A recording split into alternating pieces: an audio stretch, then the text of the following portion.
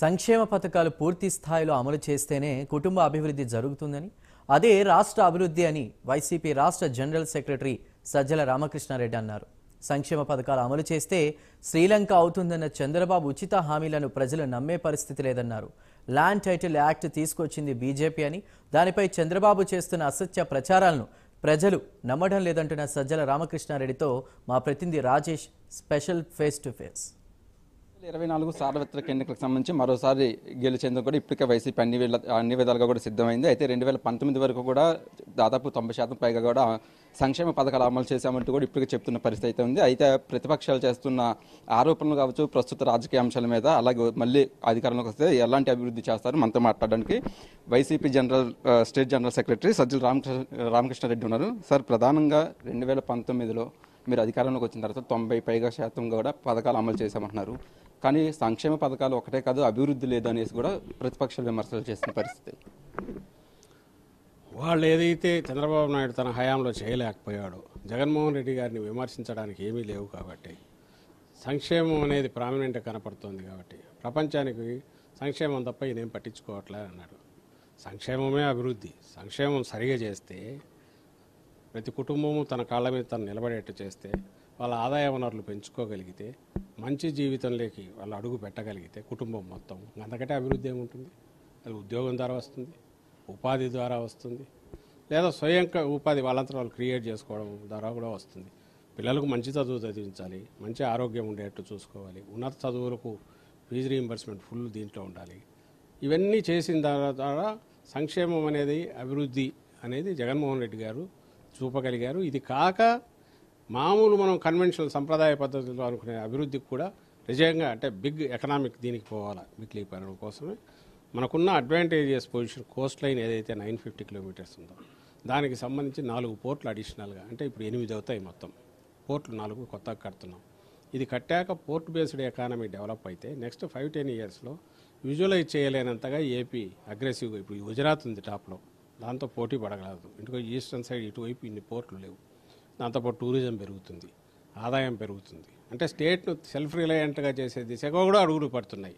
అవి తను చేయలే కాబట్టి చంద్రబాబు నాయుడు ఎప్పుడైతే తను చేయలేదో వాటిని వదిలేసి ఇంకోటేదో ఒక ప్రచారం, అబద్ధ ప్రచారం నుంచి క్రియేట్ చేసిందే ఈ అభివృద్ధి లేదనేది. సంక్షేమం ఉంది, సంక్షేమం ద్వారా అభివృద్ధి ఉంది, ఆయన అనుకుంటున్న అభివృద్ధి కూడా అది కూడా ఉంది, ఇంకా బాగా కూడా ఉంది. అది సార్, ప్రధానంగా ఇదైతే సంక్షేమ పథకాల వల్ల శ్రీలంక అవుతుందనేసి కూడా గతంలో టీడీపీ ఆరోపించిన పరిస్థితి ఉంది. ఇప్పుడు టీడీపీ మేనిఫెస్టో చూస్తే కూడా పూర్తిగా కూడా ఉచిత పథకాలు ఎక్కువ ఉన్నాయి. ఎలా చూడొచ్చు అంటారు దీన్ని? నిజంగా అవన్నీ అమలు అయ్యే పరిస్థితి ఉందనుకోవచ్చు? అలా అమలు చేసే ఆలోచన లేదు కాబట్టే, ఎవరైనా మీకు ఉన్నట్టుండి మీ దగ్గర డబ్బు ఎవరైనా ఇస్తే, ఎక్కడైనా డిపాజిట్ చేస్తే రీజనబుల్ ధర్మ వడ్డీ కానీ అంటే నమ్ముతారు. 10 రూపాయలు వడ్డీ ఇస్తానంటే వాడు ఇచ్చే ఉద్దేశం లేదనేది అర్థమవుతుంది. ఎప్పుడైతే ఆదాయం ఇంత వస్తుంది, దీంట్లో నేను ఇంత ఖర్చు పెట్టి మీకు చేస్తాను అని అంటే నమ్మడానికి అవకాశం ఉంటుంది.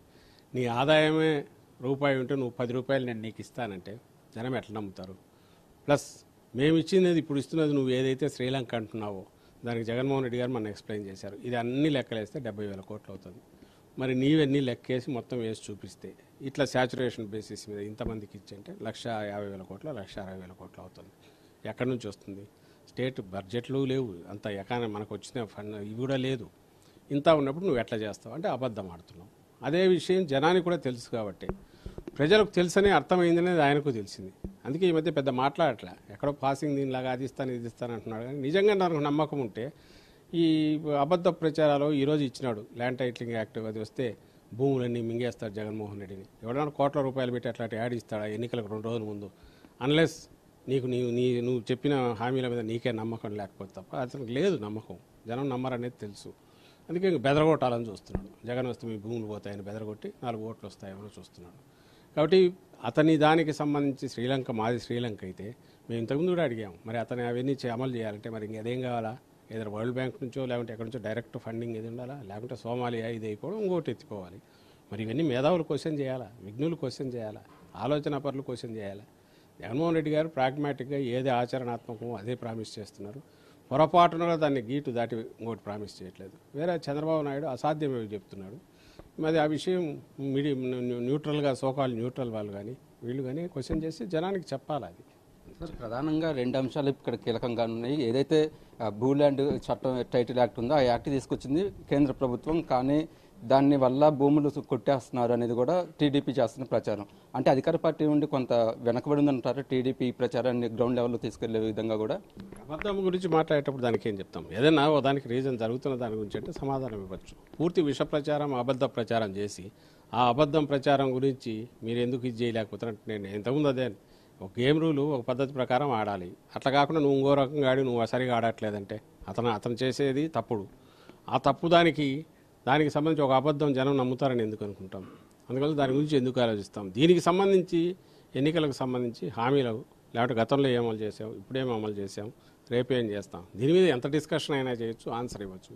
అది గేమ్లో జరగాల్సిన ఈ గేమ్ ఎన్నికలకు సంబంధించి అతను సంబంధం లేనిది ఏదో తీసుకొచ్చాడు. తన ఇన్సెక్యూరిటీ తను ఎలాగో పోతున్నాడనే భయంతో నేను ఇంతకుముందు అంటే ప్రజలను బెదరగొట్టడానికి ట్రై చేస్తున్నది ల్యాండ్ టైటిలింగ్ యాక్ట్ గురించి అతని అబద్ధ ప్రచారం. దాని గురించి జనము పెద్ద తీసుకోవట్లే. Whatever that is needed మేము ఆల్రెడీ చెప్పేసాం, అది అయిపోయింది. సార్ ఫైనల్గా చెప్పండి, ఇప్పుడు ప్రతిపక్షాలు అయితే జగన్ టార్గెట్ చేసిన అనుకోవచ్చు, ఇక సొంత చెల్లి కూడా టార్గెట్ చేసింది. జగన్మోహన్ రెడ్డి బీజేపీ తొత్తుగా కూడా పనిచేస్తున్నారు, అసలు 3 రాజధానులు ఇక్కడ డెవలప్ చేయలేదు అనేది కూడా తీవ్ర స్థాయిలో కూడా ఒక సొంత చెల్లి కూడా విమర్శలు చేసే పరిస్థితి వచ్చిందంట. అది ఇర్రెలవెంట్ ఇది, ఎందుకంటే ఆ పార్టీనే లేదు, దానికి ఆమె అధ్యక్షురాలేదు, ఇక్కడికి వచ్చి మాట్లాడాలి, దానికి ఏం వాల్యూ లేదు. 3 రోజుల తర్వాత ఆ పార్టీ ఉండదు, ఆమె ఇక్కడ ఆ పార్టీ అధ్యక్షురాలు ఉంటుందో ఇక్కడైతే ఉండదు.